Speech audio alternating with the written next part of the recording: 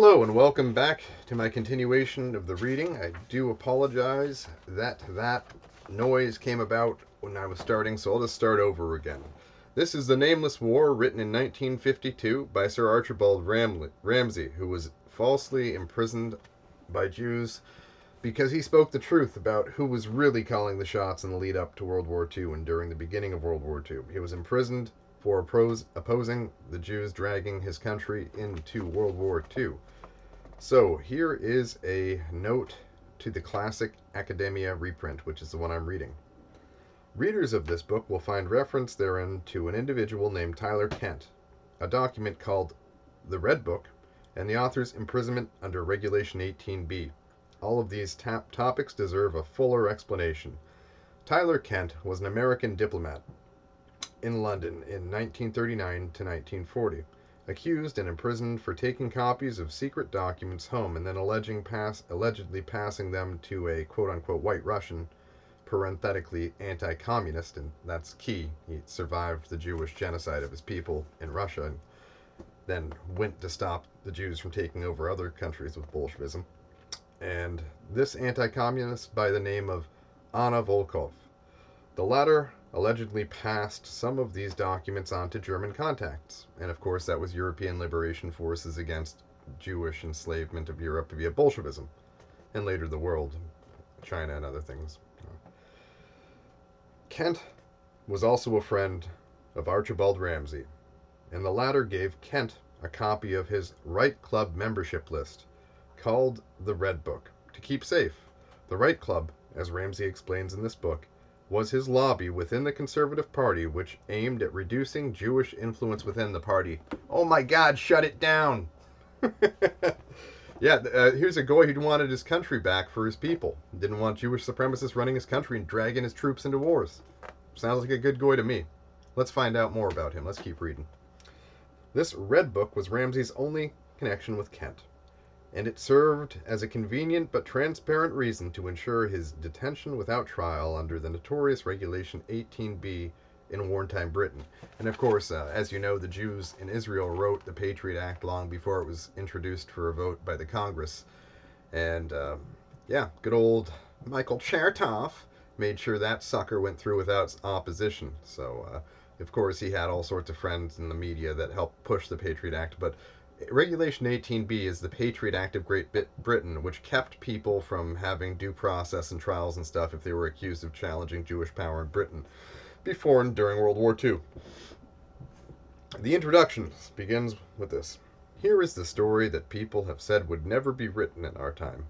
The true story of events leading up to the Second World War, told by one who enjoyed his friendship and confidence told by one who enjoyed the friendship and confidence of Mr. Neville Chamberlain during the critical months between Munich and September 1939. Munich, of course, was the peaceful resolution of the Czechoslovakian issue, where Hitler saved the ethnic minority Germans there from being destroyed as the Jew-backed government of Czechoslovakia that was inviting the Red Army over to occupy the German-speaking regions next to Germany, and was preparing the forward air bases complete with fuel depots and everything for the Red Army to launch its thrust into Germany with. The Jewish army of slaves, or the army of Jewish slaves, attempted to invade Germany in 1919 to 1922 or 1923 in an effort to relieve the Jews like Luxembourg, who were tyrannical over Bavaria after seizing power in the name of communist control of Bavaria. And luckily the Poles stood up to the Jewish army that was trying to come from the Soviet Union and fought them, took heavy casualties fighting off this Jewish slave army, and saved Germany from occupation by Bolsheviks and Jewish supremacists from the Soviet Union in the early 1920s. Just a moment here. Let me. How much time do I have? I'm streaming right now. You're not on speaker. I'm streaming right now. How much time do I have? Okay, bye. Okay, back to recording. I'm going to have to go here in about 10 minutes, but there has long been an unofficial ban on books dealing with what Captain Ramsay calls the Nameless War, the conflict which has been waged from behind the political scene for centuries. And when I ran against Feinstein in 2018, I brought that war to the surface. A lot of the optics people said, don't do it, don't make the war open. But yeah, I said, they're at war with us. Let's declare it right back. And want you to remember to vote little in 2020. Let's continue this war for liberation of this country from Jewish power. What Captain Ramsey calls the Nameless War, the conflict which has been waged from behind the political scene for centuries, which is still being waged, and of which very few are aware. Well, the Goyim are starting to know now, but not in 1952. The publishers of the Nameless War believe this latest exposure will do more than any previous attempt to break the conspiracy of silence. The present work, with much additional evidence and fuller historical background, is the outcome of the personal experiences of a public figure who, in the course of his duty, has discovered at first hand the existence of a centuries-old conspiracy against Britain, Europe, and the whole of Christendom. The Nameless War reveals an unsuspected link between all the major revolutions in Europe, from King Charles I's time to the abortive attempt against Spain in 1936. One source of inspiration, design, and supply is shown to be in common to them all. The revolutions and the World War of 1939 are seen to be integral parts of one and the same master plan. After a brief review of the forces behind the declaration of war and the worldwide arrests of many who endeavored to oppose them, the author described the anatomy of the revolutionary international machine, the machine which today contains the plan for supranational world power, the age-old messianic dream of international Jewry. It is the author's belief that the machine will break down without the support of its unwilling Jews and unsuspecting Gentiles, and he puts forward suggestions for detaching these elements. And this, of course, was also the approach of Henry Ford, but he didn't count on how much blowback he was going to get. We'll do Henry Ford's The International Jew another time. It's critical that you read that book and Solzhenitsyn's 200 Years Together. Christians say, quote, Captain Ramsey, a Christian gentleman of unflagging courage, believed that the war with Germany was not conceived in the interests of Britain, and could lead only to the extension of communist and Jewish power. Because he warned his fellow countrymen of the forces at work, he was put in prison without trial for over 4 years, for reasons so preposterous that those who framed them dared not submit them to a court of law. And that is an excerpt from a publication called Truth. Next quote, and this quote is from The Cross and the Flag, another publication, says, for years, Captain Ramsey has been a member of the British Parliament. His book is an analysis of the Jewish Zionist war against Christian civilization. And here's a quote from a Jewish periodical called The Jewish Chronicle. There is no limit to the depths of human depravity. Captain Mel Ramsey seems to have made a very determined attempt to plumb those depths. End quote. That's a quote from the Jewish Chronicle. And the next quote is from the Daily Worker. It says, the publication of such a book at this time underlines the urgent need for the law to be reformed so as to make it a crime to preach racial hatred or publish libels on groups in the community. Okay, so Daily Worker appears to be a communist Jewish outfit. Okay, and the book's dedication is to the memory of those patriots who in 1215 at Runnymede signed Magna Carta, and those who in 1320 at Abrot signed the Declaration of Independence. This book is dedicated 27th July 1952. And I'm stumbling a little bit here. Hopefully my reading will get a little bit smoother. Once again, I'm recording an offline copy, so that's what I'll upload somewhere else when I upload all these books. They'll be clean cut and edited with all my coughs and stuff removed. The prologue begins.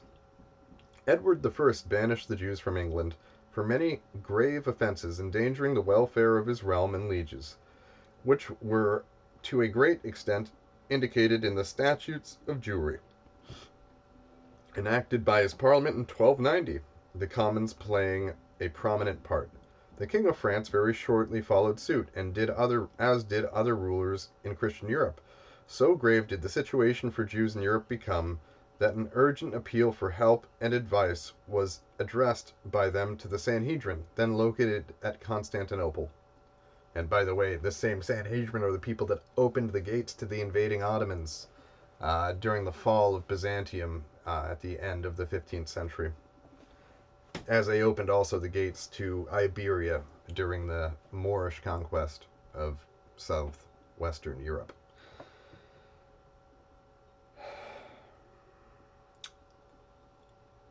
Okay, so the address to the Sanhedrin by the Jews of Western Europe located in Constantinople.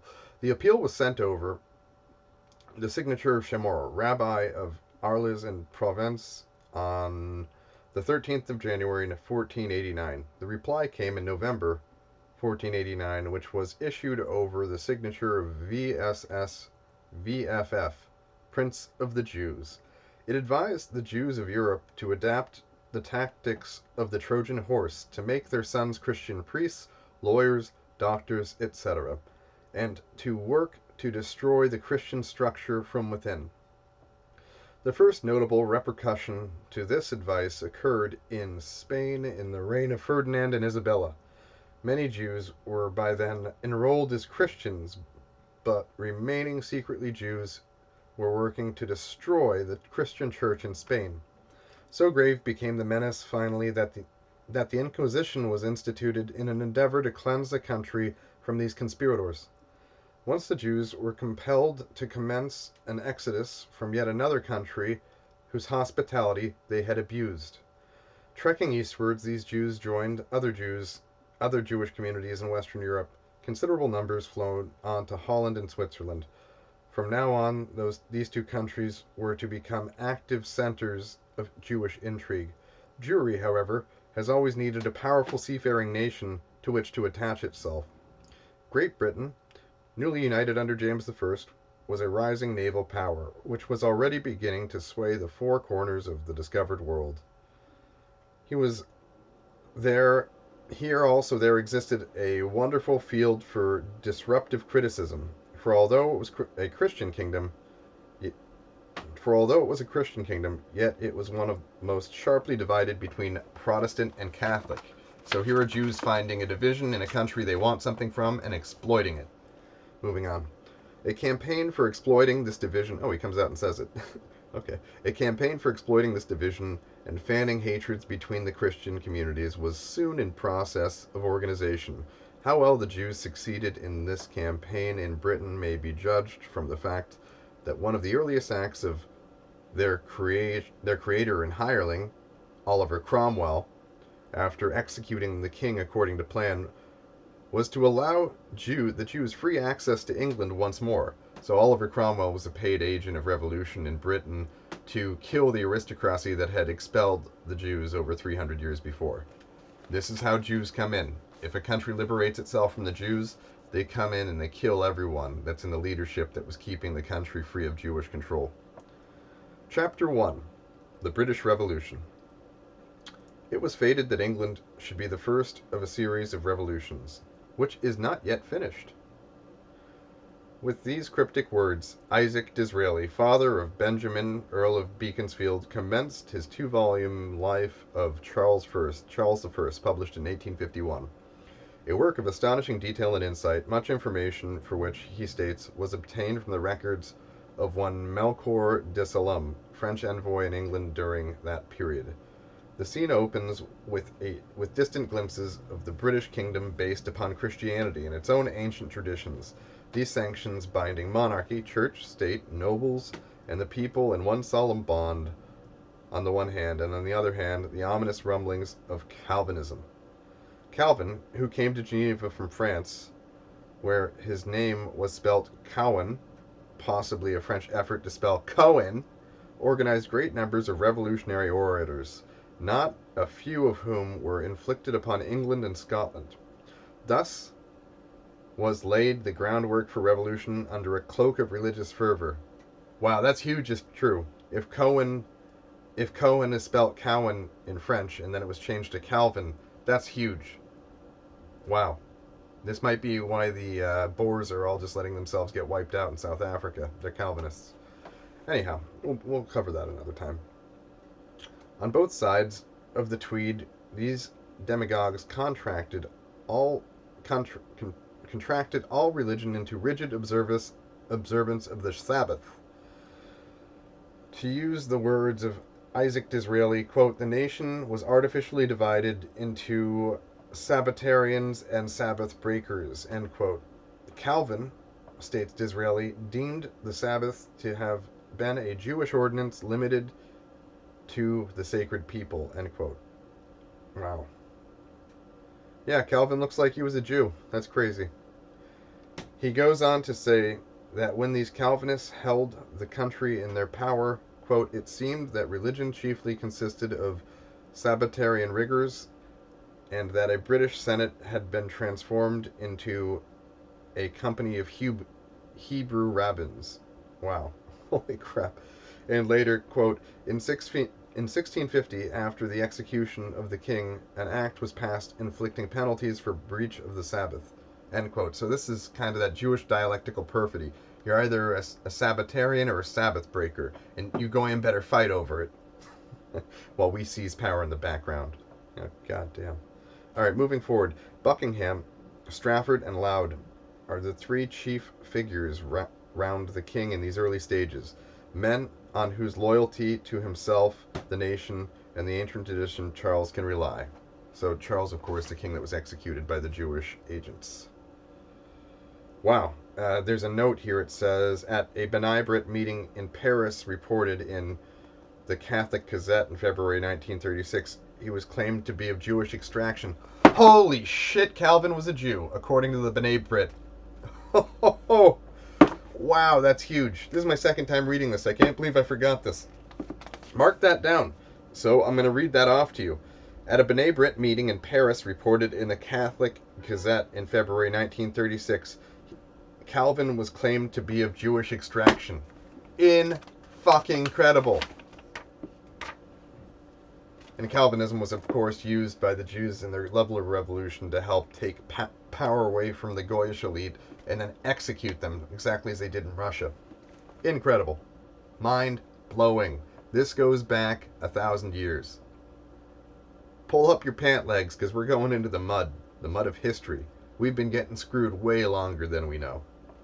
So, the next page starts with Buckingham, the trusted friend of King James I, and of those who had saved his life at the time of the Gowrie conspiracy of ominous Kabbalistic associations, was assassinated in the early years of King Charles' reign under mysterious circumstances.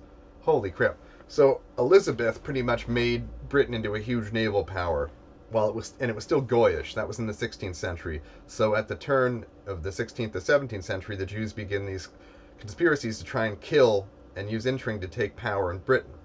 And so there are these three friends around the king that helped him survive Jewish conspiracies in the past, just like Jackson survived 2 Jewish bullets on different occasions in the 19th century here when he was busy taking an axe to the Jew banks and showing these Jew bankers the door. Yeah, moving on here. So the king's got 3 friends and they helped him survive Jewish coup attempts in the past.